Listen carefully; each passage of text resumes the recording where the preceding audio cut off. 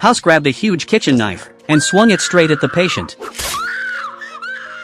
Turns out, it was all a hallucination the woman was having. This woman, along with 5 other people, had received organ transplants from the same donor, but 4 of them died unexpectedly at the exact same time, and another elderly recipient was already on the brink of death. Now, the fact that this woman was having hallucinations meant her brain was also developing issues. They had to figure out the cause ASAP, otherwise, she'd definitely die too. The interns sat down with House to discuss. Was the problem something the donor already had, or was it an issue with the recipients themselves? House told the interns to run autopsies, while he and Foreman headed to the hospital room to examine the woman who'd gotten a corneal transplant. Her eyes showed no signs of abnormality, but her brain was clearly malfunctioning. The hallucinations were proof of that. Since they couldn't find any useful clues from the deceased patients, the doctors turned to the elderly man, hoping for a breakthrough. But what left them devastated was this. The old man suddenly started having trouble breathing, his heart rate dropped sharply, and even after emergency treatment, they couldn't save him. House told the interns to run tests on the elderly man right away, but the results left them completely disappointed. There was nothing abnormal in his brain. Meanwhile, the woman started having trouble breathing too,